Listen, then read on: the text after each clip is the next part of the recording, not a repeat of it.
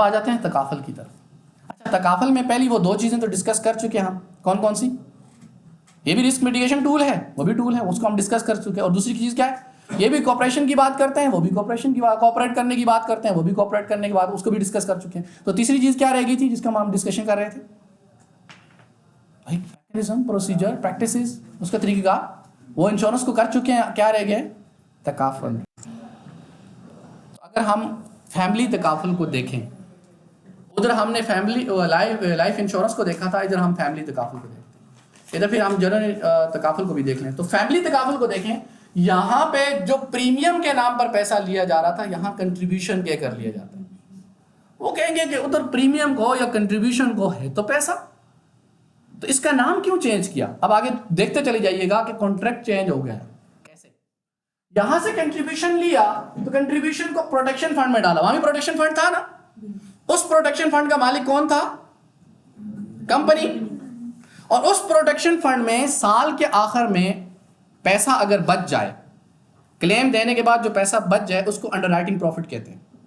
कि अंडरराइटिंग की ये रिस्क कम आया है। अब अंडरराइटिंग क्या होती है? कि जो पूल पे रिस्क आ रहा है, जो भी रिस्क आ रहा है, उस रिस्क को आपने देखना है कि ये कम से कम, ज्यादा कंडीशंस लगाएं ताकि रिस्क कम से कम आए। अब रिस्क कम आया तो पैसा क्या हुआ? पूल में, प्रोटेक्शन पूल में बच गया। अच्छा, वो इंश्योरेंस के अंदर प्रोटेक्शन पूल में जो पैसा बचा है, वो पूल किसका है? कंपनी का, बंदे का? प्रोटेक्शन, उन्होंने क्लेम्स दे दिए, बाकी जो पैसा बचा कहां जाएगा?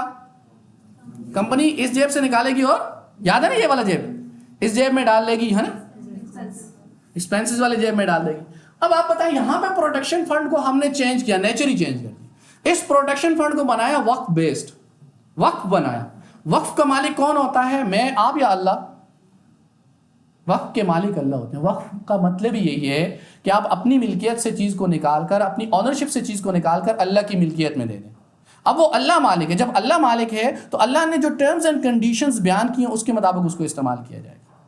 किस लिए आपने अपनी ऑनरशिप से निकाल के अल्लाह की मिल्क में दे दिया? इसलिए दे दिया ताकि इससे कुछ लोग फायदा उठाएं और मुझे सवाब मिले। ठीक हो गया?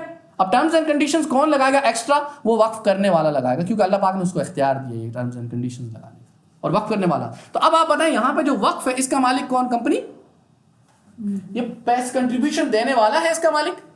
वो तो कंट्रीब्यूशन दे रही है, चंदा दे दिया, चंदा जिसे कहते हैं। जब मस्जिद में आप चंदा देते हैं, आप उसके मालिक रहते हैं? आप मस्जिद के मालिक बन जाते हैं? नहीं। तो इसके मालिक आप हैं, या इसके मालिक जो कस्टमर है? नहीं है। अब आप बताएं, इस पोर्शन का मालिक कंपनी है? नहीं है। अब आप बताएं, इससे क्लेम देने के बाद जो पैसा बचेगा वो कंपनी जेब में डाल लेगी? वो कंपनी क्लाइंट्स को दे देगी? नहीं। कहां जाएगा? वो डिस्कस करते हैं। लेकिन आपको इतना तो समझ आ गया कि कॉन्ट्रैक्ट क्या हो गया? चेंज हो गया। अब आप बताएं कि पैसा कंपनी ही की जेब में जाता रहेगा या यहां सेव होगा? यहां बचेगा ना। और जो बचेगा तो फिर वो कहां जाएगा? अब उसको डिस्कस करते हैं, लेकिन आपको नेचर चेंज कर दी। अब आप बताएं, जब इसने पैसा दे दिया तो ये ट्रेडिंग का कॉन्ट्रैक्ट है या इन्वेस्टमेंट का कॉन्ट्रैक्ट है? ट्रेडिंग का कैसे है? वो ट्रेडिंग का कॉन्ट्रैक्ट तो कुछ चीज खरीद रहे, कुछ खरीद रहे। इन्वेस्टमेंट क्या? तो वो मालिक है? नहीं है। तो दैट मीन ना ट्रेडिंग का कॉन्ट्रैक्ट है ना इन्वेस्टमेंट का कॉन्ट्रैक्ट है। ट्रेडिंग का होता तो कुछ ले रहा होता। तो आप मस्जिद में चंदा देते हैं, मस्जिद को इस्तेमाल भी करते हैं आप, तो क्या उस चंदे की वजह से इस्तेमाल करते हैं या वो वक्फ है इस वजह से इस्तेमाल करते हैं? तो चंदा तो उसके साथ तावन कर रहे हैं ना, तो ट्रेडिंग नहीं कर रहे आप। क्या इन्वेस्टमेंट कर रहे हैं वहां पे? आप नहीं कर रहे। तो ये इन्वेस्टमेंट का कॉन्ट्रैक्ट है? ये ट्रेडिंग का कॉन्ट्रैक्ट है? फिर कौन सा कॉन्ट्रैक्ट है ये? अल्लाह वाला कॉन्ट्रैक्ट है। अल्लाह वालों ने बता दिया कि अल्लाह वाला कॉन्ट्रैक्ट है। ये तबर्रो कॉन्ट्रैक्ट है, ये फ्री ऑफ कॉस्ट चंदा कंट्रीब्यूशन आप तबर्रो कॉन्ट्रैक्ट है। कॉन्ट्रैक्ट चेंज हो गया। जब ये कॉन्ट्रैक्ट यहाँ पे एक पोर्शन हमने देखा, ये कॉन्ट्रैक्ट यहाँ पे चेंज हो गया, तो जब ये सेल परचेज कॉन्ट्रैक्ट नहीं है तो इसमें सूद रहेगा, इसमें कीमार रहेगा, इसमें गरर रहेगा, इसमें गैम्बलिंग रहेगी, सब खत्म हो गया ना। अब इसका इंपैक्ट सोसाइटी पर क्या पड़ेगा, एक एक करके समझ आ जाएगा आपको। लेकिन अभी इतनी बात तो समझ आ गई आपको कि कॉन्ट्रैक्ट की नेचर क्या होगी, यहाँ पे चेंज कर दी है। अच्छा, दूसरा जो पोर्शन यहाँ बनाते हैं इन्वेस्टमेंट का, कि कुछ पैसे उससे लिए हैं उसको इन्वेस्टमेंट में डालते हैं। अच्छा, इन्वेस्टमेंट में जो पैसा आता है उसको कैश वैल्यू कहते हैं यहाँ जो है तकाफल में। ये जो कैश वैल्यू है, ये जो इन्वेस्टमेंट का पैसा है, ये पहले दिन से कस्टमर का ही होता है। यही वजह है उससे हम डिक्लेरेशन फॉर्म भी लेते हैं ज़कात के लिए कि भाई तुमने इस पर ज़कात दी, तुम्हारा है तो तुम ज़कात दोगे ना। और इसको किस बेसिस पर लिया जा रहा होता है? इन्वेस्टमेंट एजेंसी की बेसिस पर लिया जा रहा होता है। क्या होती है ये ऊपर वाला प्रोडक्शन वाला पूल? समझ आ गया? उसको थोड़ा सा और मैं तक डिटेल में आगे जाऊंगा, इसको डिटेल में डिस्कस करूंगा, इसकी वजह से सोसाइटी पर क्या इम्पैक्ट, सब चीज़ें आपके सामने आ जाएंगी। आपकी डिक्लेरेशन वाली बात समझ नहीं आई। डिक्लेरेशन ज़कात वही बता रहा हूँ। अब ये जो पैसा उसने इन्वेस्टमेंट का दिया है, कंपनी के पास जो पैसा इन्वेस्टमेंट का है, इसका मालिक कौन है? कंपनी, कस्टमर या कोई और? कस्टमर इसका मालिक है। ओके, अब ये कंपनी इसकी मालिक नहीं। तो कंपनी ने ये पैसा लिया क्यों है?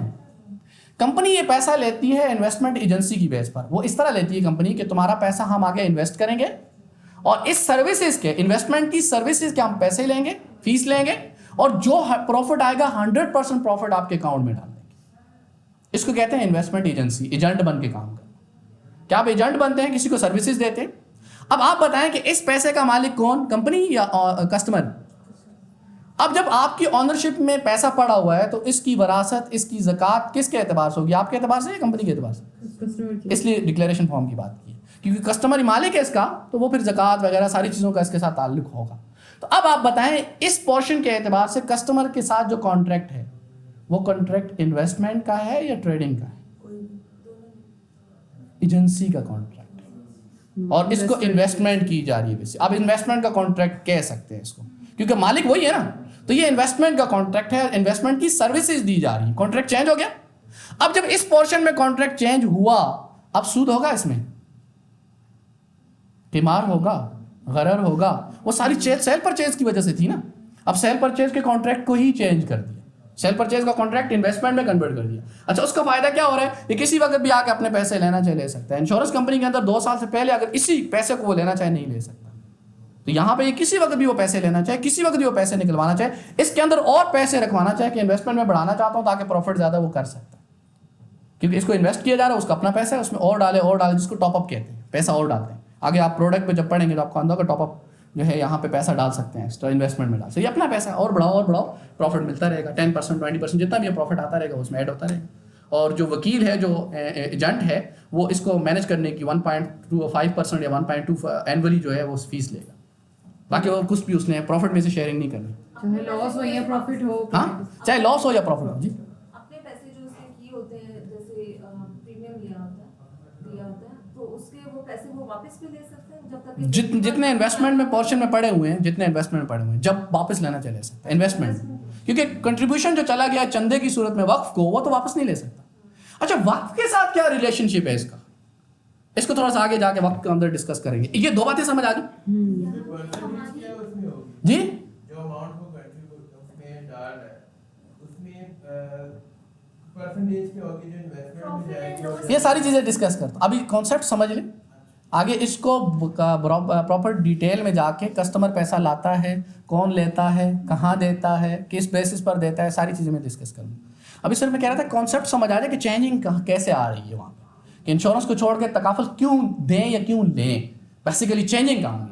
अच्छा, अब आप बताएं यहाँ पे कंपनी इदारा सर्विसेज दे रहा है या ऑनर है इसका? Agency services. और यहाँ इस प्रोटेक्शन पूल को यानी वक्फ पूल को सर्विसेज दे रहा है या उसका ऑनर है? सर्विसेज दे रहा है, उसको मैनेज कर रहा है, सर्विसेज दे, पैसा लेकर उसमें डालना है, उससे निकाल के उसको क्लेम देने हैं, सर्विसेज दे रहा है, अंडर राइटिंग करनी है, एक्चुअली ने प्राइसिंग करनी है, ये सर्विसेज सारी ना, वो सर्विसेज दे रहा है। अब आप बताएं सर्विसेज के एक्सपेंस या फीस ली जा सकती है? अब बनती है, उधर बनती थी क्योंकि ट्रेडिंग का कॉन्ट्रैक्ट था, कॉन्ट्रैक्ट चेंज हुआ तो सारी चीज़ें चेंज होगी।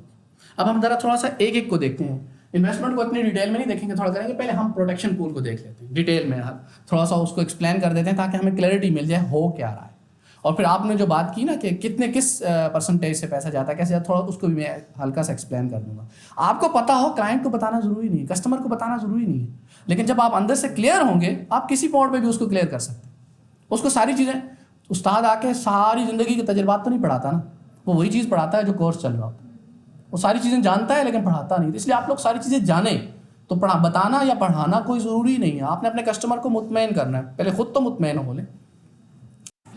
अच्छा, अगर जनरल तकाफुल के अंदर चले जाएं तो वहाँ पे इन्वेस्टमेंट का पोर्शन नहीं होता, वहाँ पे वक्त पूल का पोर्शन होता है, एक्सपेंसेस होती है, दैट्स ऑल, क्योंकि वो कॉन्ट्रैक्ट 1 साल का हो रहा होता है, इसलिए वहाँ पे इन्वेस्टमेंट का पोर्शन नहीं रखा, सेम उधर ही जैसे था।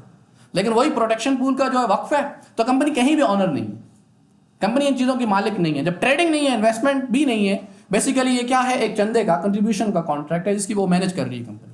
तो कॉन्ट्रैक्ट जब सेल परचेज नहीं होगा तो सारी चीज़ें चेंज हो जाएंगी। अच्छा, तो कंपनी रिस्पांसिबल कंपनी रिस्पॉन्सिबल नहीं होगी। अब अगली बात ये आ गई कि कंपनी फिर लॉस होने देगी या नहीं देगी। कंपनी ऐसी जगहों पे इन्वेस्ट करेगी जहां लॉस हो जाए, इक्विटी के अंदर, इक्विटी मार्केट के अंदर ही करे कि इक्विटी मार्केट के अंदर पिछले साल जनवरी में -57 था प्रॉफिट रेशियो, -57, 5 या 7 था जनवरी में, फरवरी में यही रहा तकरीबन कुछ अर्सा के लिए, और फिर इक्विटी मार्केट में 10% पर चला गया, फिर दिसंबर में इक्विटी मार्केट के अंदर 45% रेशियो था प्रॉफिट का। और अभी जो पनामा लीग वगैरह का चक्कर चल रहा है तो इक्विटी मार्केट 2% से 5% के दरमियान वेरी कर रही है, ऊपर नीचे, आप लोग तो जानते होंगे ऊपर नीचे जा रही है। तो अगर वो इक्विटी में इन्वेस्ट कर दे तो वो तो माइनस में भी जा सकता है ना, तो कहाँ करेगी, उसके लिए फिर हमने गाइडलाइंस अलग से बनाई हुई है। सारी चीज़ों को मॉनिटर करें, ऐसा नहीं खुला छोड़ो है सारी चीज़ों को, एक एक चीज़ को थोड़ा थोड़ा मैं डिस्कस कर लेता हूँ तो आपको अंदाजा हो जाएगा। अब यहाँ पे बात जो करने की है वो ये है कि अब अगर गौर करें, इंश्योरेंस का जो कॉन्ट्रैक्ट था वो सेल परचेज कॉन्ट्रैक्ट था, तो उसको सही करने की 2 सूरतें थी। एक सूरत ये थी कि हम सेल परचेज कॉन्ट्रैक्ट की जो कंडीशंस थी, जो हराम एलिमेंट्स थे, उनको ख़त्म करने के लिए हम एक्स्ट्रा कंडीशंस लगाते है ना। सूद को ख़त्म करने के लिए हमें ये कंडीशन लगानी पड़ती कि आप सेम कर दें करेंसी। तो अगर दोनों तरफ पैसे सेम हो या इक्वल हो, इक्वलिटी हो, तो क्या कोई इंश्योरेंस को पैसे देगा या इंश्योरेंस कंपनी पैसे लेगी? इक्वल हो, दोनों 10,000 दो और 10,000 लो, नहीं करेगा ना। तो इसका मतलब है कि हम टर्म्स एंड कंडीशंस का ख्याल रख के उस कॉन्ट्रैक्ट को बाकी रखें तो वो बाकी स्ट्रक्चर बाकी नहीं रह सकता है ना। तो फिर हमें क्या करना पड़ेगा, उसकी कॉन्ट्रैक्ट की नेचर को ही चेंज करना पड़ेगा। तो इसलिए यहाँ पे कॉन्ट्रैक्ट की नेचर को चेंज किया गया। कैसे किया गया कि एक वक्फ पूल बनाया गया जिसको प्रोटेक्शन फंड के दिया। वक्फ पूल का कॉन्सेप्ट क्या है या कैसे काम करता है, एक स्लाइड डालूंगा, इसको हल्का सा थोड़ा आपका खाका दे दूंगा कि स्लाइड समझनी आसान हो जाए। जैसे आप सोसाइटी में रहते हैं, आपके 50 घर हैं और एक बंदे के दिल में आता है यार हमारे घरों में रोज़मर्रा कहीं ना कहीं डेथ हो जाती है, किसी यानी दरमियाने तबके भी हैं, अमीर भी हैं, गरीब लोग भी रहते हैं, किसी की बच्ची की शादी भी होनी होती है, बाद अवत वो अपनी बच्ची की शादी पे जहेज़ देना अफोर्ड नहीं कर सकता। तो उन्होंने एक फ़ंड बनाया और सबसे कहा कि आप मंथली बेसिस पर हर घर 1,000 रुपये देगा। तो उस फंड में कितने जमा हो जाएंगे मंथली? 50,000। अच्छा, ये जमा होते होते सालाना कितने हो जाएंगे? 6 लाख। अब एक घर में 6 महीने के बाद उसमें कितने पैसे जमा हुए थे? 3 लाख। 3 लाख वहाँ पड़े हुए हैं, किसी के यहाँ डेथ हो गई। आप कराची में चले जाएं तो कब्र 25-30 हज़ार की मिलती है, यहाँ तो कब्र मुफ्त मिल जाती है, वहाँ मरना भी महंगा पड़ जाता है। तो बहरहाल वो कब्र का खर्चा, कफन दफन का खर्चा, तकरीबन 50-60 हज़ार खर्चा था। उस घर में 50 से 60 हज़ार का खर्चा आ गया और इसने 6 महीने में कितने पैसे दिए उस फंड को? 1000 के हिसाब से कितने दिए होंगे? अब बैंकर तो कैलकुलेशन में तेज होते हैं। 6000 दिए। अब 6000 दिए, 6000 का वो मालिक है, वो कंट्रीब्यूट कर दिया, चंदा दे दिया, मालिक नहीं है ना। अब उसने पूल को उसको स्ट्रेंथन करने के लिए पैसे दे रहा है, वो भी दे रहा है और भी दे रहे हैं। अब उसको 6000 दिए हैं, उसकी वजह से वो मेंबर बन गया उस पूल का। अब उसको डेथ के मौके पर बेटी की, फलां की, माँ की, किसी की डेथ होगी, उसको कितने खर्चा मिल गया?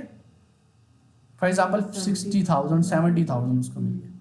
तो अब उसने दिए हैं 6000 और मिले कितने उसको? क्या ये सूद है?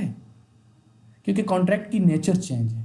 उसने सेल परचेज नहीं की, उसने एक फंड को कंट्रीब्यूट किया जिस फंड का ये अदारा मालिक नहीं है, ये सोसाइटी मालिक नहीं है। इस फंड को चंदे की बेस पर, कंट्रीब्यूशन की बेस पर बनाया गया है। इससे उसके साथ भी तावन होगा और दूसरे के साथ भी तावन होगा। तो गोया के वो सारे इस पूल को बनाकर रिस्क शेयर कर रहे हैं। ये रिस्क शेयरिंग कॉन्सेप्ट है। लेकिन अगर इंश्योरेंस में भी अगर इसी तरह पूल बनाया, पहली बात उस पूल की मालिक कंपनी अपनी मर्जी से हैंडल करती है, और दूसरी बात ये कि वो बंदा अपना रिस्क ट्रांसफर कर रहा है इंश्योरेंस कंपनी को, और यहाँ पे रिस्क ट्रांसफर नहीं हो रहा। अब ये जायज़ है और वो क्या है? ट्रेडिंग कॉन्ट्रैक्ट है, वो नाजायज़ है। तो इस कॉन्सेप्ट पे जैसे ये समझ आ गया आपको, सोसाइटी में हम करते भी हैं, ये गलत नहीं है, तो सेम इधर ही ये एक आया गया है वक्फ पूल।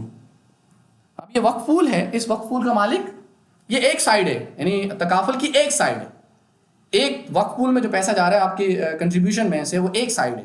देन इन्वेस्टमेंट और एक्सपेंसेस, वो अलग अलग। एक्सपेंसेस कुछ इसमें भी आ जाएंगे। वक्फ पूल बनाया, इसका ऑनर कौन है?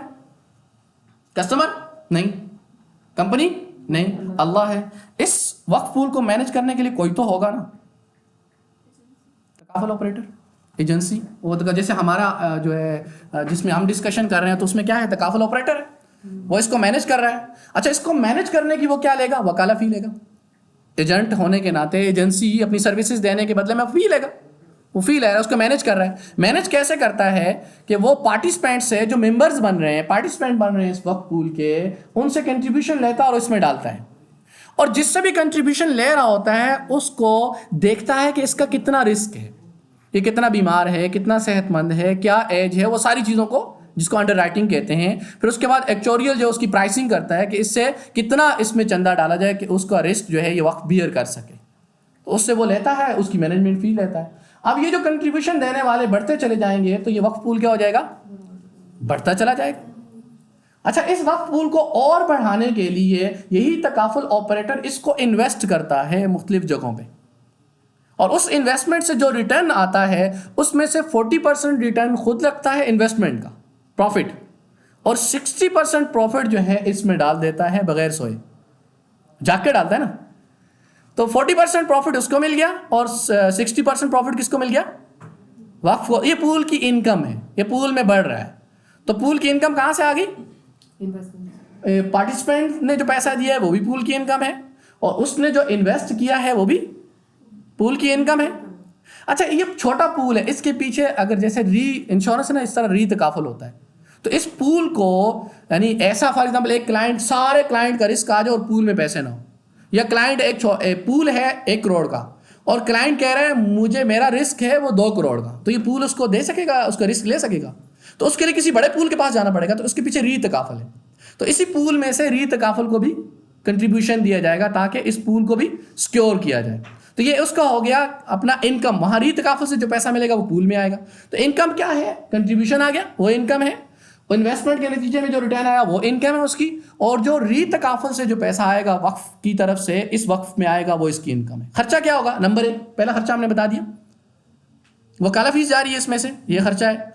और दूसरा, इस खर्चे को क्लेम्स देने के बाद सरप्लस, ये पैसा जो है दिया उसमें से वकाला फीस कट गई जो इसने ले ली, दूसरा क्लेम्स आ गए, पार्टिसिपेंट में से किसी की डेथ होगी या उसको जो जितना जरूरत होगा तावन वो दे दिया उसको, वो कैसे देंगे मैं भी कैलकुलेट करके बताऊंगा, आपको समझ आ जाएगी इंशाल्लाह।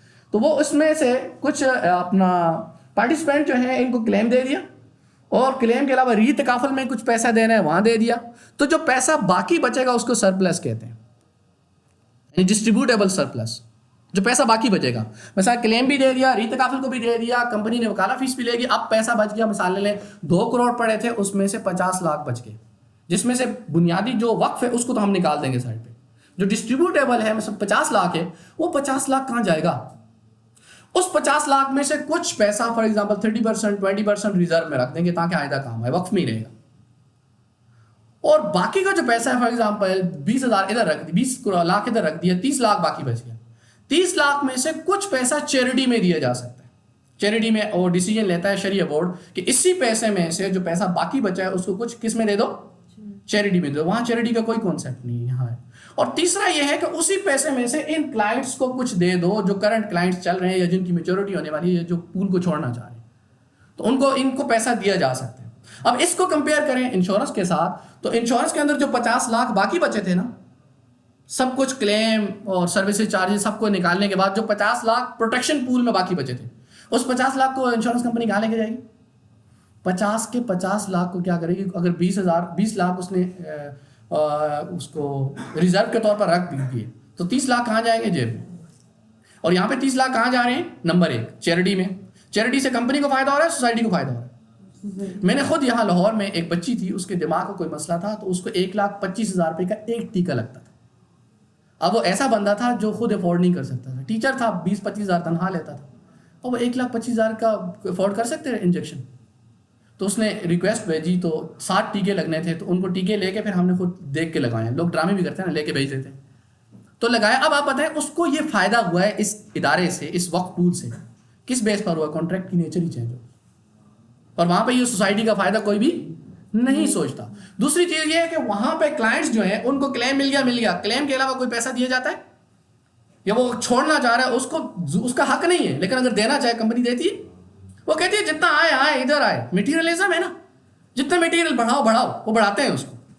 तो यहाँ पे क्या किया जाता है, इनको भी दिया जाता है ताकि वाज़ेह फ़र्क हो। और अगली बात जो और भी ज़्यादा, जो मैंने अभी पहले पूछी थी लेकिन आपको जहन में नहीं होगा अभी, ये सारे क्लाइंट मर जाएं, क्लाइंट ख़त्म, फिर भी ये पूल बाकी बचा हुआ है, फॉर एग्जाम्पल 50 क्लाइंट थे, सारे मर गए, सारे खत्म हो गए, पूल बचा हुआ है, अब कंपनी भी खत्म होने जा रही है, तो ये वक्त पूल बचा हुआ है, ये पैसा कहाँ जाएगा? अब इंश्योरेंस कंपनी के अंदर जो पैसा बचेगा कहाँ जाएगा? शेयर होल्डर जेब में डालेंगे, चले जाएंगे, बस बात खत्म होगी, जो देना था दे दिया हमने लोगों को। यहाँ पे क्योंकि ये वक्त बेस्ड है, तो इस पैसे को या तो इस जैसे वक्त में डाल देंगे जो लोगों को फायदा दे, और या फिर गरीबों में चैरिटी कर देंगे, कंपनी 1 रुपया फिर भी नहीं ले सकती। अब आप बताएं, ये जो बढ़ोतरी हो रही है इस पूल के अंदर, प्रोटेक्शन पूल के अंदर हो रही है, ये साल वाइज 1 साल 2 साल 3 साल 4 साल ये पूल बढ़ेगा छोटा रहेगा? बढ़ेगा। अच्छा आप बताएं, उससे चैरिटी ज्यादा जाएगी या कम जाएगी? अगर 1 करोड़ का 1.5% ज्यादा होगा या 1 अरब का 1.5% ज्यादा होगा? चैरिटी ज्यादा जाएगी।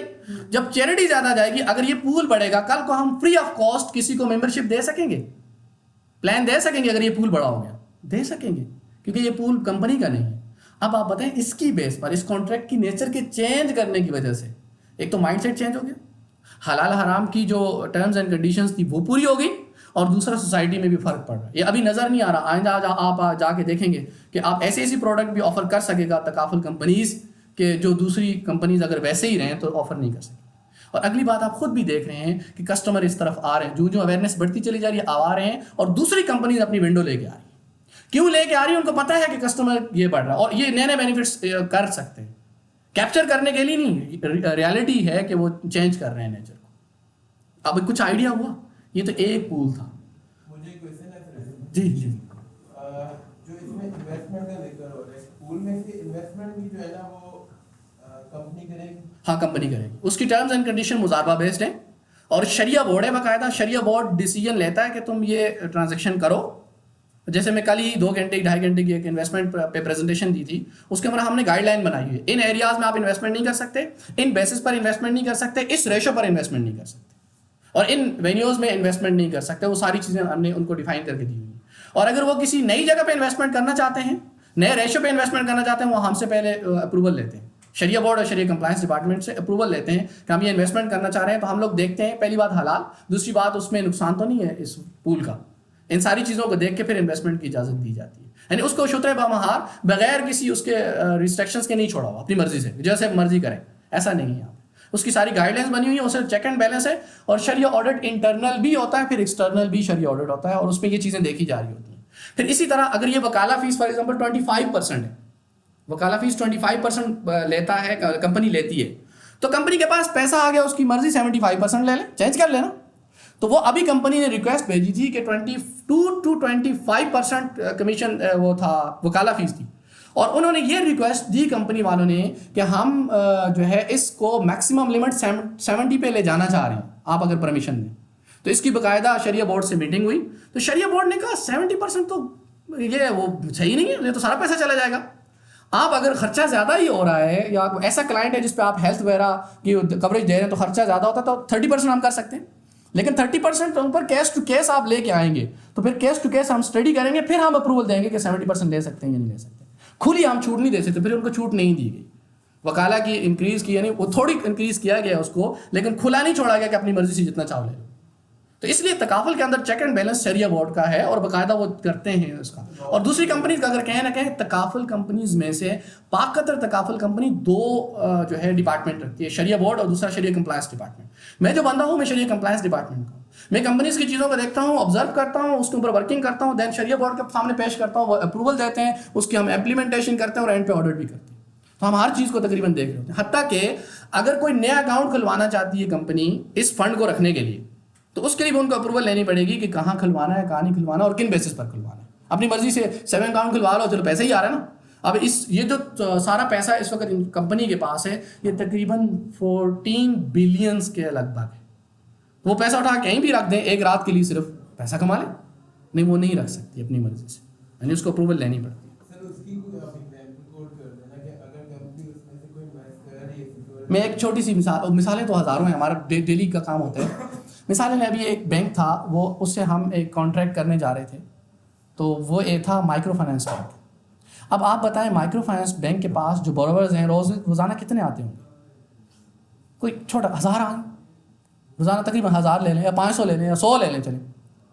उस कंपनी ने ये कहा हमें कि भाई आप हमें ये तकाफुल प्लान दे दें, हमारे इस लोन को प्रोटेक्शन दे दें कि बोरवर्स लोन लें और अगर वो डिफ़ॉल्टर हो जाएं तो आपकी कंपनी उस लोन को क्या करे, पे करे, और वो कंट्रीब्यूशन जो हम लेंगे, जो प्रीमियम जो हम लेंगे, कंट्रीब्यूशन जो लेंगे, वो प्रीमियम अपने हिसाब से कह रहे थे वो लेंगे, वो हम आपको दे देंगे और उसकी बेस पर आप प्रोटेक्शन दे देंगे, हमारा लोन कवर हो जाएगा, है ना। अब आप बताएं, ये हमें रोज़ाना 100 कस्टमर पक्का हमारे पास आए या 1000 या 500, वो डिपेंड करता है उसके काम पे, है ना। तो हमारे लिए काम फ़ायदे की चीज़ है या नहीं है? रोज़ाना जो है कंट्रीब्यूशन कितना आएगा, लाखों में, आगे नहीं आएगा। हमें देना चाहिए नहीं देना चाहिए? उन्होंने शरिया वालों से मीटिंग की और उन्होंने कहा कि यहाँ पे हम प्लान दें या ना दें, तकाफुल दें या ना दें। हमने उनको मना कर दिया क्योंकि वो जो बंदा लोन लेने आ रहा है वो सूदी है, तो हम सूद में तावन नहीं कर सकते, इसलिए हमने मना कर दिया।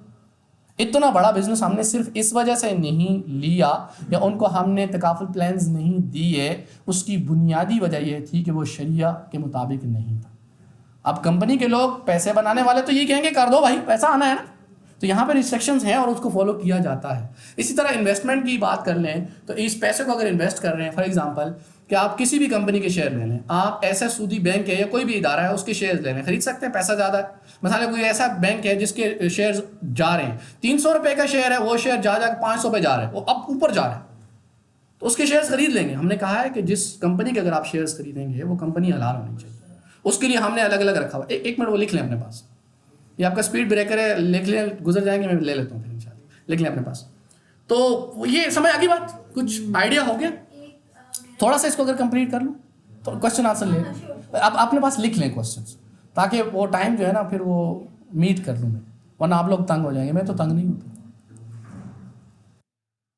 अच्छा, अब जो इसी चीज़ को अगर आप लोग करेंगे, आपके लोग पैसे लेके आएंगे, तो तकाफुल ऑपरेटर कैसे काम करेगा, किन टर्म्स एंड कंडीशंस पर, किन कॉन्ट्रैक्ट्स बेसिस पर काम करेगा।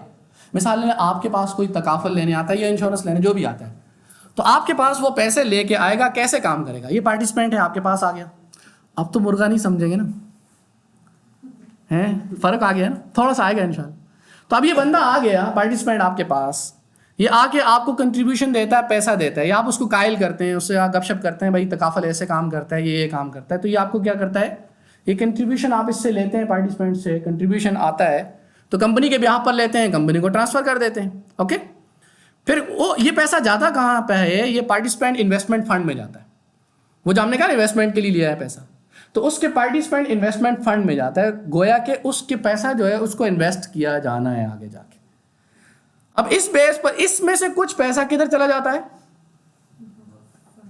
अच्छा, पार्टिसिपेंट का इस फंड के साथ ताल्लुक है इन्वेस्टर का, वह इन्वेस्ट कर रहा है, और इधर वक्फ फंड के साथ क्या रिलेशनशिप बन जाएगा उसका, कंट्रीब्यूटर का, कंट्रीब्यूशन कर रहा है, वो कंट्रीब्यूट कर रहा है, कंट्रीब्यूशन दे रहा है, इस वजह से इसको हम प्रीमियम को कंट्रीब्यूशन कहते हैं, प्रीमियम नहीं कहते, क्योंकि वो इसको कंट्रीब्यूट कर रहा है, उसकी पैसे में से इसमें कंट्रीब्यूट हो रहा है, इसका इसके साथ रिलेशनशिप बन जाता है। क्या रिलेशनशिप बन जाता है,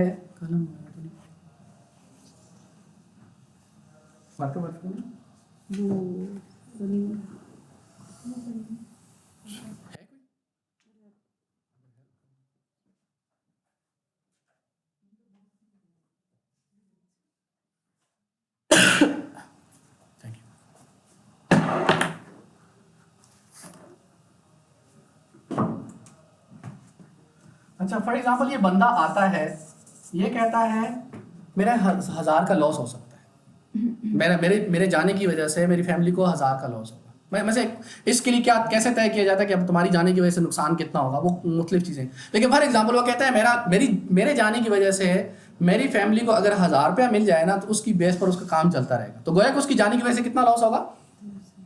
अब गोया कि वो चाहता है मेरे साथ तावन हो, कितने का, 1000 रुपये का, तो वो इस 1000 रुपये के लिए कितने पैसे देता है, फॉर एग्जाम्पल 100, उसमें से 5 रुपये किस में चले जाते हैं, वक्फ पूल में, फॉर एग्जाम्पल 70 रुपीज़ चले जाएगा उसके किस में, इन्वेस्टमेंट फंड में चले जाते हैं, और बाकी किस में चले जाते हैं, या फ़ी ले लें, कितने जाएंगे फ़ी, 25% मैंने कहा था फॉर एग्जाम्पल, हम उसी को ले लेते हैं, ओके। अब आप बताएं, अगर इस वक्त उसने जो दिया है पैसा, डेथ हो जाती है तो कितना नुकसान हो गया, 1000, तो उसको कंपनी कितने देगी पैसे, 1000 देगी ना, कहाँ से देगी 1000? कि 5 वक्फ पूल से देगी। तो कंपनी क्या करेगी, देखेगी कि उसके 70 रुपीज़ अपने पड़े हुए हैं, तो उसके मतलब 70 का नुकसान उसका नहीं हुआ। उसका अपना है ना, तो कितनी देगी कंपनी वक्फ पूल से? 930। 1000 देना है ना, 70 माइनस कर दे, उसके अपने पड़े हुए हैं, तो नुकसान कितने का हुआ? अच्छा, अगले साल में उसके यहाँ पैसे हो जाते हैं फॉर एग्जांपल 150। अब अगर उसकी डेथ हो जाती है तो उसका इसके साथ जो वक्फ के साथ उसका ताल्लुक है तावन का है, कि वो इसको कंट्रीब्यूट कर रहा है ताकि ये वक्फ बढ़े, और वक्फ उसको कंट्रीब्यूट करता है ताकि उसको फायदा हो, उसका नुकसान जो है वो बियर कर सके उसकी फैमिली। अच्छा, यहाँ पे अगर 150 है तो वक्फ से कितने दिए जाएंगे? और अगर यहाँ वक्फ में 10 साल के बाद फॉर एग्जाम्पल उसके 1000 रुपये पड़े, वक्फ से कितने दिए जाएंगे? 0, कुछ नहीं दिया जाएगा। तो इस वक्फ के साथ रिलेशनशिप इसका क्या है? तावन का है। तो ये इस वक्फ की निगहदाश्त कर रहा है, कफालत कर रहा है। इसको कफालत कहते हैं ना, कफील बनना, कफालत करना। तो ये वक्फ की कफालत करता है कंट्रीब्यूशन देकर, और ये वक्फ कफालत करता है उसकी किस तरह? उसको फाइनेंशियल लॉस की सूरत में मदद करके, तावन करके। तो इसलिए इन दोनों कहते हैं तकाफुल। अब समझ आ गया तकाफुल क्यों कहते हैं? कि एक दूसरे के साथ कफालत हो रही है, एक दूसरे की निगहदाश्त हो रही है। ओके, अब आप बताएं इसमें से कंफर्म पैसे मिलेंगे? नहीं। इसमें से कितने पैसे मिलेंगे? जितना उसका नुकसान हो। और नुकसान कैसे तय करेंगे? उसकी इन्वेस्टमेंट को माइनस करके, और इन्वेस्टमेंट उसकी अपनी है। इसी को अगर बड़े लेवल पर चले जाएं, लाख करोड़ जितने भी ले जाएं, तो आपको समझ आएगा। तो इसमें जितना अब अगली बात समझे कि यहाँ कितना जाएगा पैसा, यहाँ कितना जाएगा।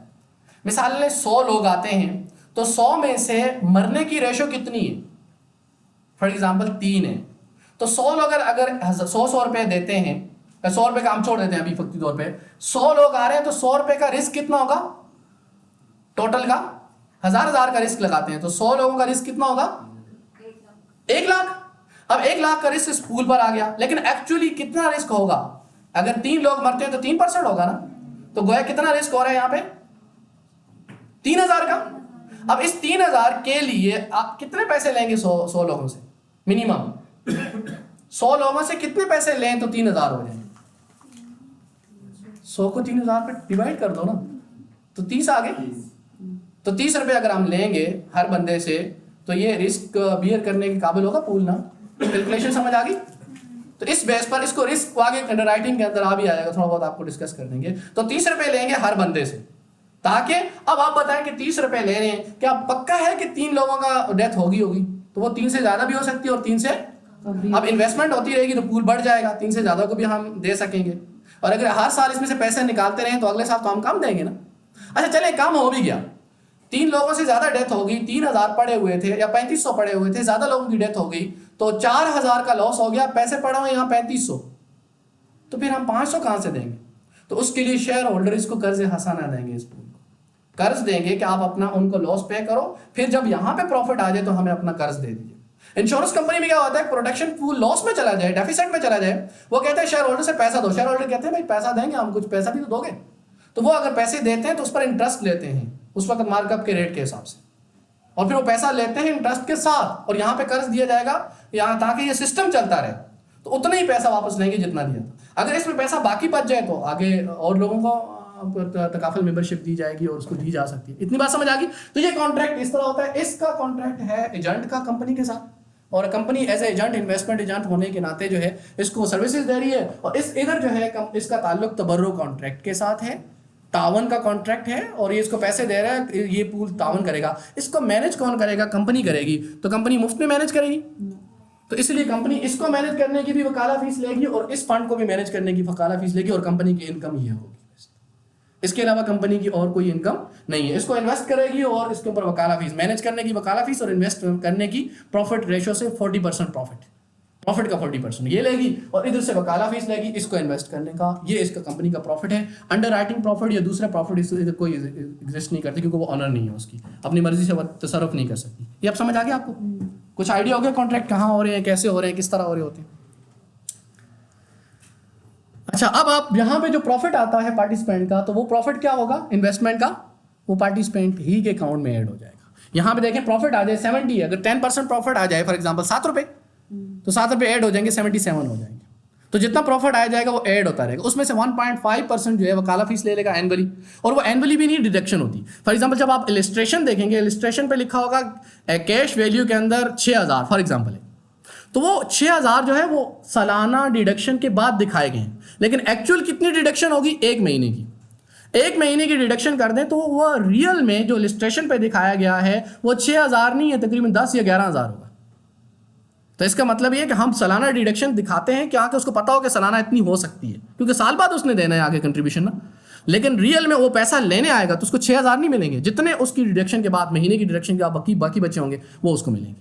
और महीने की डिडक्शन यहाँ से भी होती है, यहाँ भी मंथली बेसिस पर होती है। तो मंथली बेसिस पर अगर 11 महीने की डिडक्शन नहीं हुई तो वो पैसे उसको ज़्यादा मिलेंगे कम मिलेंगे, ज़्यादा मिलेंगे। और इंश्योरेंस कंपनी के अंदर क्या होती है, डिडक्शन एनुअली ही हो जाती है, तो डिडक्शन ज़्यादा हुई कम हुई, ये इंसाफ पर मबनी हुआ या वो सिस्टम इंसाफ पर मबनी। अब इन चीज़ों के एक एक को आप मद्देनजर रखेंगे, आपको नज़र आएगा कि कौन जो है बिल्कुल क्लैरिटी की तरफ जा रहा है, कौन इंसानियत के भले की तरफ जा रहा है और कौन इंसानियत को खाने और निचोड़ने के लिए जा रहा है।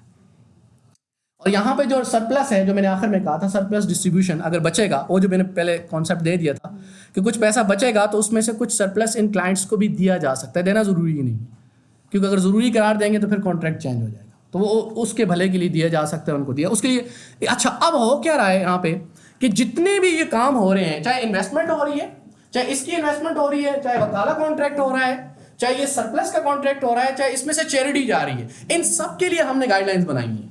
चैरिटी गाइडलाइन अलग है, सरप्लस की डिस्ट्रीब्यूशन की गाइडलाइन अलग है, इन्वेस्टमेंट की गाइडलाइन अलग है, जो कॉन्ट्रैक्ट वकाला बेस्ड होता है उसकी गाइडलाइन अलग है, और इस पैसे को आगे जहां इन्वेस्ट करेंगे, इक्विटी के अंदर, स्कूप के अंदर, बाकी जहां भी इन्वेस्ट करेंगे उनके लिए सब हमने गाइडलाइंस बना के दी है। और उनका चेक एंड बैलेंस भी है, हम उनको चेक भी कर रहे होते हैं कि कहाँ इन्वेस्ट कर रहे हैं, किस तरह इन्वेस्ट कर रहे हैं, कॉन्ट्रैक्ट को किन बेसिस पर। अच्छा, अगली चीज़ ये भी देख रहे होते हैं कि एक बंदा पैसे लेके आ रहा है, उसके पैसे हलाल हैं या हराम है। अगर वो पैसा लिखना होता है, पैसा लिखता है, उससे पता चल गया हराम के, तो हम हराम के पैसे वक्त में नहीं डाल सकते, तो हम उसको भी तकाफल का पार्ट नहीं बना सकते। कुछ सर्टन सिचुएशंस के अंदर अगर हराम का पैसा है वो बनाएंगे भी तो उसके अंदर वो टर्म्स एंड कंडीशंस चेंज हो जाएंगे, वो प्रोडक्ट चेंज हो जाएगी, वो नेचर ही चेंज हो जाएगी। वक्त में 1 रुपया भी हराम का नहीं आने देंगे। अंडरराइटिंग की ये पॉलिसीज़ यहाँ हैं, ये वहाँ नहीं है। वहाँ जो भी आ जाए ले आओ, पैसा ज़्यादा लाओ, बस यहाँ पे ये चीज़ों को फोकस। अच्छा, इसी के लिए जो मैंने अभी कहा शरिया गाइडलाइंस बनी हुई हैं, जब किसी को चाहिए होगी तो उसको कॉपी किए जा सकती हैं कि हलाल हराम बिजनेस कौन कौन से हैं, कहाँ कहाँ कर सकते हैं। इसी तरह जो है इन्वेस्टमेंट कैसे की जाएगी, किन बेसिस पर की जाएगी, को तकाफल गाइडलाइंस, यानी बहुत सारी तकाफल कंपनियां इंश्योरेंस के साथ, ये तकाफल कंपनियां मिलकर किसी को तकाफल देना चाहती हैं, प्रोटेक्शन देना चाहती हैं। मेरी कंपनियां मिलकर अगर कोई बिजनेस लेना चाहती हैं तो उसकी गाइडलाइन क्या होगी, तकाफल जो ऑपरेटर है वो किन बेसिस पर उनसे कॉन्ट्रैक्ट करेगा, कैसे करेगा, सारी चीज़ें उसमें है। इसी तरह सरप्लस जो डिस्ट्रीब्यूशन होगा वो किन बेसिस पर होगा, किन को होगा, कैसे होगा, कितना होगा। इसी तरह जो चैरिटी जाएगी, चैरिटी किन बेसिस पर दी जाएगी, किन को दी जाएगी, अप्रूवल कैसे होगी, वगैरह वगैरह सारी गाइडलाइन उसकी है। री तकाफल किन से किया जाएगा, री इंश्योरेंस की इजाज़त यहाँ पे नहीं है। पहले जब तकाफल कंपनी बनी थी तो उन्होंने कहा री इंश्योरेंस कहा था, उन्होंने कहा जब तक री तकाफल नहीं होगा तकाफल की इजाज़त नहीं देंगे। तो री इंश्योरेंस की यहाँ इजाज़त नहीं है, री तकाफल कराया जाएगा, वो भी तकाफल होना चाहिए जिससे ये तकाफल कंपनी कवर्ड हो। तो उसके लिए भी उसके लिए गाइडलाइन बनाई हुई है कि कौन से री तकाफल से आप तकाफल को कवर्ड कर सकते हैं, कौन से नहीं कर सकते, कितना कर सकते हैं, कैसे, वो सारी चीज़ें, कमीशन विशन सब चीज़ें उसमें हैं। अब अगर हम समराइज़ करें अपनी बात को, यानी जो चीज़ें हमने समझी हैं उसको हम समराइज़ करके समझें कि फ़र्क क्या है दोनों। तो सबसे पहला जो बुनियादी फ़र्क आपके सामने आता है वो नेचर ऑफ कॉन्ट्रैक्ट का है कि वहाँ पे क्या कॉन्ट्रैक्ट है, सेल परचेज कॉन्ट्रैक्ट, और यहाँ पे क्या है, तबर्रो कॉन्ट्रैक्ट और इन्वेस्टमेंट कॉन्ट्रैक्ट, एजेंसी कॉन्ट्रैक्ट और तबर्रो कॉन्ट्रैक्ट। तो कॉन्ट्रैक्ट की नेचर चेंज है। अब आगे देखें, स्ट्रेटेजी जो है वहाँ पे क्या है, रिस्क किसकी है, ट्रांसफ़र की है, कि वहाँ बंदा रिस्क ट्रांसफ़र करता है कंपनी की तरफ। अब रिस्क कंपनी बियर करे ना करे, वो फिर टर्म्स एंड कंडीशन सब कुछ लगा के किसी तरह करती है कि रिस्क ना आए, या रिस्क आ भी जाए तो हमें बियर ना करना पड़े। और यहाँ पे रिस्क का क्या कॉन्सेप्ट है, रिस्क शेयरिंग है। कैसे है, अब आप वक्फ पूल को देख लें, उसके कॉन्सेप्ट को अगर समझ लें तो आप समझ सकते हैं कि यहाँ पे क्या है, रिस्क शेयरिंग कॉन्सेप्ट है। और दूसरा, इन्वेस्टमेंट का पैसा तो उसका अपना ही है, वहाँ शेयर किसी से कर ही नहीं रहा। शेयर कहाँ कर रहा है, वक्फ पूल में। वक्फ पूल के मालिक कंपनी नहीं है। जब कंपनी ने को रियल में रिस्क शेयरिंग हो रही है तो स्ट्रेटेजी ये अपनाई गई है। और तीसरा जो है कंट्रीब्यूशन और प्रीमियम, जो वहाँ प्रीमियम आता है किसकी जेब में जाता है, कंपनी की जेब में जाता है। ऑनर कौन होता है उसका, और यहाँ पे जो प्रीमियम या कंट्रीब्यूशन जो आता है वो किसकी जेब में जाता है, कस्टमर का। बाकी रहता है इन्वेस्टमेंट पूल में और कुछ पैसा कंट्रीब्यूशन में चला जाता है। कंपनी सिर्फ अपने क्या लेती है, वकाला फीस लेती है। फ़ी की हद तक कंपनी की जेब में जाता है, लेकिन बाकी सारे का सारा पैसा कहाँ जाता है? वक्फ पूल में जाता है, कुछ उसकी इन्वेस्टमेंट में बाकी रहता है। कंपनी सारा पैसा अपनी जेब में नहीं डाल सकती, अपनी मर्जी से भी नहीं डाल सकती, जो चीज़ हम डिस्कस कर चुके हैं। अच्छा, अगली जो चीज़ है, इन्वेस्टमेंट कहाँ होती है? वहाँ जो यहाँ वक्फ पूल है, इन्वेस्टमेंट पूल है, ये सारे पूल्स जो हैं इनकी इन्वेस्टमेंट कहाँ होती है? शरीय गाइडलाइन के मुताबिक होती है, और हम हर इन्वेस्टमेंट को चेक कर रहे होते हैं। क्या ऐसा वहाँ होता है? उनकी जहाँ प्रॉफिटेबिलिटी ज़्यादा है, जहाँ प्रॉफिट ज़्यादा आया वहाँ क्या कर दो? इन्वेस्ट कर दो, प्रॉफिट चाहे हलाल और हराम हो, जैसा वैसा भी हो। अच्छा, उस इन्वेस्टमेंट के नतीजे में सोसाइटी पर फ़र्क पड़ेगा। अब एक बात बताएं कि एक कंपनी है वो हराम का कारोबार करती है, लेकिन इंश्योरेंस कंपनी अपना सारा पैसा उसके शेयर्स खरीदने पर लगा दे, तो एकदम से सारे शेयर्स खरीद लें, तो शेयर्स की प्राइस ऊपर जाएगी नीचे जाएगी? ऊपर जाएगी। और वो जब शेयर्स की प्राइस ऊपर जाएगी, वो हराम कारोबार करती है, तो उसके शेयर्स और लोग खरीदेंगे या बेचेंगे? जिनके पास थे वो बेचेंगे, लेकिन लोग खरीदने की कोशिश करेंगे शुरू में कि प्राइस बढ़ रही है। और अगर वो फौरन उससे पैसे निकाल दे तो इनका पैसे क्या हो जाएंगे? तो अब अगर तकाफुल कंपनी नहीं कर रही तो गोया कि निकाल रही है ना, तो उसको प्रमोट नहीं कर रही। तो जब ये अपनी मर्जी से इन्वेस्टमेंट करेंगे तो कारोबार को प्रमोट करेंगे ना, और उस प्रमोट होने के नतीजे में वो कंपनी स्ट्रेंथन हो जाएगी, उसका कारोबार बढ़ जाएगा, पूरी सोसाइटी बिगड़ जाएगी, सारी चीज़ें बदल जाएंगी। बिल्कुल 5 है, एक है, चलें लेता हूँ एक, इस चीज़ को कंप्लीट कर लूँ फिर इंशाल्लाह। अच्छा, अगली चीज़ जो है अंडर राइटिंग प्रॉफिट्स। यहाँ वक्फ पूल के अंदर जो पैसा बाकी बचता है वो कंपनी की जेब में जा सकता है? कंपनी किसी भी सूरत में ले सकती है? क्लाइंट से मरने की सूरत में, ख़त्म होने की सूरत में ले सकती है? नहीं ले सकती। और वहाँ पे जो प्रोटेक्शन पूल में पैसा पड़ा हुआ है वो कंपनी कभी भी ले सकती है? वो क्लाइंट को देने के बाद सारा पैसा उनका अपना है, वो जहाँ लेके जाए उसको अंडर राइटिंग प्रॉफिट कहते हैं। वो कंपनी जहाँ लेके जाए, जैसा करे, उसकी अपनी मर्जी, वो कंपनी का पैसा है, वो कंपनी अपना पैसा समझती है और उससे पैसा बनाने की कोशिश करती है, और पैसा ज़्यादा बन रहा है, यानी पैसे ही की दौड़ है। और यहाँ पे वो मेंटेलिटी चेंज हो जाएगी, कॉन्सेप्ट जब समझेगा बंदे। अच्छा, अगली चीज़ री तकाफुल कमीशन जो है, क्लेम्स जो है सरप्लस है। री तकाफुल को जो कमीशन दिया जाएगा वो क्लाइंट से लिया, उसको दे दिया, या यहाँ से तकाफुल देगा, लेकिन वहाँ से जो पैसा मिलेगा, उस तकाफुल फंड से जो पैसा मिलेगा, यानी री तकाफुल से जो पैसा तकाफुल कंपनी को मिलेगा, तो तकाफुल कंपनी अपनी एक्स्ट्रा जो बाकी बचेगा क्लेम देने के बाद अपनी जेब में डाल देगी या वक्फ पूल में डालेगी? वक्फ पूल में डालेगी। और वहाँ री इंश्योरेंस से जो पैसा मिलेगा क्लेम देने के बाद जो बचेगा वो कहाँ जाएगा? इंश्योरेंस की जेब में, कंपनी की जेब में जाएगा। अच्छा, एक स्टेप और आगे लेते हैं कि अंडर राइटिंग पॉलिसी जो है, कि अंडर राइटिंग जो की जाती है कि रिस्क को जो मैयर कर रहे हैं आप, रिस्क को देख रहे हैं, उसके ऊपर कोई आपके ऊपर रिस्ट्रिक्शंस हैं?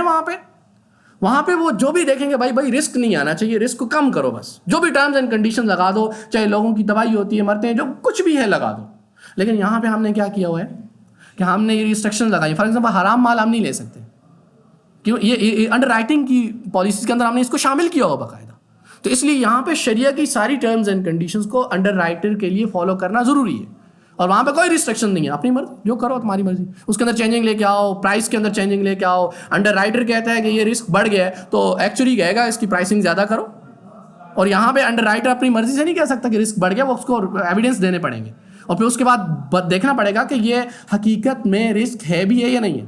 फॉर एग्जाम्पल, एक केस आया था हमारे पास, उसके ऊपर हम वर्किंग कर रहे हैं कि एक्सीडेंटल डेथ, अगर कोई बंदा किसी से पर्स में से छीनना चाहता है और इनके हस्बैंड ने कहा कि नहीं ये पर्स क्यों छीनते हो, उसने मुदाफत की और दूसरे बंदे ने गोली मार दी, कोई भी था। अब आप बताएं, उसने मुदाफत की, ये एक्सीडेंटल डेथ है।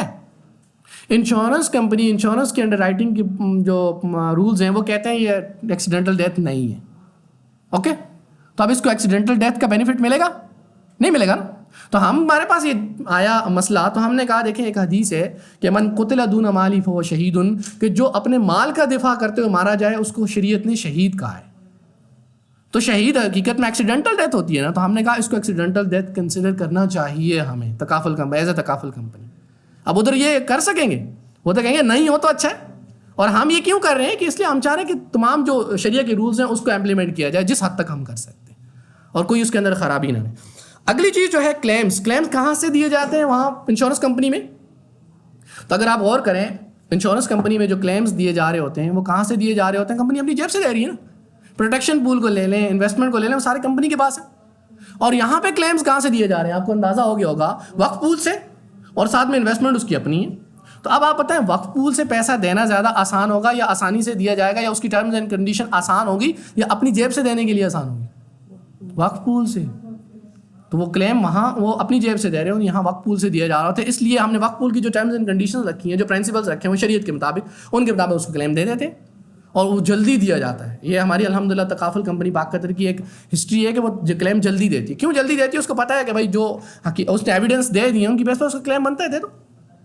लेकिन इधर वो भी करते हैं अपनी नाम रखने के लिए, सब कुछ वो काम करते हैं। ज़रूरत है एफिशिएंसी तो दिखाएंगे, हर बंदा दिखाएगा, लेकिन ये कॉन्ट्रैक्ट की बेस पर ये चेंजिंग आ जाती है बात। इसी तरह जो सरप्लस है, जो पैसा बाकी बचता है देने के बाद, जो पैसा बाकी सरप्लस डिस्ट्रीब्यूटेबल सरप्लस, जहाँ सरप्लस दिया जाता है क्लाइंट्स को, और इसलिए डिस्ट्रीब्यूटेबल सरप्लस की गाइडलाइन बनी हुई है। वहाँ इसका कोई तसव्वुर नहीं कि किसी कस्टमर को पैसा दिया जाए या उसको एनुअली दिया जाए। हाँ, किसी कस्टमर को अट्रैक्ट करने के लिए अपनी तरफ से कोई निकाल दे बोनस वगैरह, वो अलग चीज़ है, लेकिन यहाँ प्रॉपर सरप्लस डिस्ट्रीब्यूशन की गाइडलाइन बनी हुई है, उसके मुताबिक काम किया जाता है। अच्छा, अगली जो चीज़ है डेफिसिट। अगर वक्फ पूल नुकसान में चला गया, मैंने बताया, तो उसको क्या किया जाता है? डेफिसिट के लिए शेयर होल्डर कर्ज हसन देते हैं और फिर वही कर्ज ही वापस लेते हैं। 1 मिलियन दिया तो 1 मिलियन वापस लेंगे, एक्स्ट्रा नहीं लेंगे। और वहाँ पे अगर डेफिसिट में चला जाता है प्रोटेक्शन फंड, तो कंपनी क्या करती है? शेयर होल्डर से पैसा लेती है 10%, 20%, 11%, जितना भी मार्कअप चल रहा होता है उसकी बेस पर। तो 1 करोड़ लिया है, 10% कितना वापस करेगा? 1 करोड़ 10। तो वहाँ पर ये भी दिया जा रहा होता है, वो उसकी वजह से आपको पता है प्रोटेक्शन पूल कम हो जाएगा, ज़्यादा होगा। और यहाँ पर कर्ज हसन ही वापस जा रहा है, तो प्रोटेक्शन पूल उतना ही रहेगा या कम होगा? उतना ही रहेगा। और अगर बढ़ेगा लेकिन कम नहीं होगा। ये इसकी वजह से हो रहा है। अगर आगे देखें सैलवेज और रिकवरीज, जनरल तकाफुल और जनरल इंश्योरेंस के अंदर देख लें, तो वहाँ पे अगर गाड़ी टूट गई, फूट गई, जो भी हो गया, 20-22 लाख का नुकसान हो गया, वो गाड़ी को उठाएंगे, उसकी जो रिकवरी हुई है, जो सैलवेज हैं, वो जो भी कचरा मचरा है, उसको बेचकर वहाँ इंश्योरेंस कंपनी किधर डालेगी? अपनी जेब में। और यहाँ पर क्योंकि ये तकाफुल के वक्फ के साथ कॉन्ट्रैक्ट है, तो जो भी मलबा आएगा, जितने का भी होगा, उसको बेचकर किस में पैसा डाला जाएगा? वक्फ पूल में डालेगा। तो इसकी बेस पर वक्फ पूल स्ट्रेंथन होगा या छोटा हो जाएगा, कम हो जाएगा? और वहाँ पर जो प्रोटेक्शन पूल बढ़ेगा या छोटा होगा? ऑटोमेटिकली वो यहाँ वहाँ कंपनी स्ट्रेंथन होगी, वक्फ पूल नहीं होगा या प्रोटेक्शन पूल नहीं होगा। यहाँ पर ये चीज़ बढ़ रही है आहिस्ता आहिस्ता। अच्छा, इसी तरह आखिरी जो पॉइंट है वो है शरिया सुपरविजन, कि यहाँ पे हम हर ट्रांजैक्शंस को, हर चीज़ को शरीयत के मुताबिक देख रहे हैं। और ये प्रेजेंटेशन भी इस वजह से दिलाई जा रही होती है कि एक ट्रेनर जो है वो प्रेजेंटेशन दे सकता है, इसको पढ़ा सकता है, लेकिन एक शरिया का एक्सपर्ट इसको अच्छे अंदाज से प्रेजेंट करेगा, दूसरा इसको प्रॉपरली कॉन्सेप्ट्स को क्लियर नहीं कर सकता। तो हम लोग इस चीज़ का भी ख्याल रख रहे होते हैं कि अगर किसी को प्रेजेंटेशन दें वो भी प्रॉपर हो, उसकी कॉन्सेप्ट भी प्रॉपर क्लियर हो, वो काम करे ना करे उसकी अपनी मर्जी, उसकी अपनी मंशा है। वो तकाफुल को प्रमोट करे, पाक कत्ल को प्रमोट करे या ना करे, उसकी अपनी मर्जी, लेकिन हमारा हक बनता है कि हम उसको तकाफुल समझा दें। और अब हमारे यहाँ जो सिस्टम चल रहा है, जिस तरह भी हो रहा है, उसके अंदर हम किस तरह मॉनिटर कर रहे हैं, किस तरह हमारी सुपरविजन है, उन सारी चीज़ों को हम उनको दिखा दें। तो ये मुख्तसर सा जो है आप लोगों को तकरीबन 12:20 हो गए। अभी हमारे पास टाइम है, मैंने थोड़ा टाइम बाकी रखा था कि आप लोगों के जो क्वेश्चंस हैं उनको भी लिया जाए। अगर आप इसको पढ़ना चाहते हैं तो तकाफुल की शरई हैसियत और निज़ाम तकाफुल, और इसी तरह जो अभी एक और हमने IM साइंसेस के साथ मिलकर एक तकाफुल बुक जो है वो लिखी उन्होंने थी तकरीबन एडिटिंग, उसका बेसिक मटेरियल हमने खुद प्रोवाइड किया था। वो है takaful and it's practices, practically क्या होता है उसके अंदर, वो पूरे उसके अंदर फॉर्म्स भी हैं, सारा कुछ है। वो इंशाल्लाह मार्केट में आ जाएगी अनकरीबी। उसका उर्दू वर्जन भी है, वो तकरीबन मैंने खुद ही तैयार किया था, और उसका इंग्लिश वर्जन भी है। वो सारी चीज़ें IM साइंसेस से जब छप जाएंगी तो आप लोग उसको वहाँ से भी ले सकते हैं, और पाक कतर के थ्रू भी इंशाल्लाह मिल जाएंगी। इसके अलावा मैं अपने तौर पे खुद भी काम करता रहता हूँ। मेरा काम बेसिकली यहाँ पे ये कॉन्सेप्ट्स डिलीवर करना, माइंड सेट पे काम करना, लोगों की जो क्यूरीज आती हैं उनको रिप्लाई करना, चाहे वो अरबी में हो, इंग्लिश में हो, बाहर से हो, अंदर से हो, जिधर से भी हो। ये दूसरे डिपार्टमेंट में, ये दूसरी कंपनीज में ये नहीं हो रहा होता। फिर इसी तरह मुख्तलिफ जो प्रोडक्ट बन रहे हैं उसके ब्रोशर बन रहे हैं, उनको रिव्यू करना, उनकी प्रोडक्ट को देखना, उनके प्रोडक्ट को मैकेनिज्म को देखना, और उनको बताना कि इसके अंदर ये टर्म्स एंड कंडीशन जो लगाई हैं आपने, ये सही नहीं है, इसको चेंज कर दें। तो ये सारे काम हमारे पास होते हैं, हम बैकअप में ये लोग कर रहे होते हैं। फिर उसके बाद आपके पास जो है ब्रोशर आते हैं। अब आप लोग जो है क्वेश्चन ले सकते हैं। सबसे पहले उनका क्वेश्चन लूँगा। उनका क्वेश्चन जो है काफ़ी पक चुका है, और काफ़ी देर तक रहे तो चीज़ पक जाती है ना। जी फरमाइए।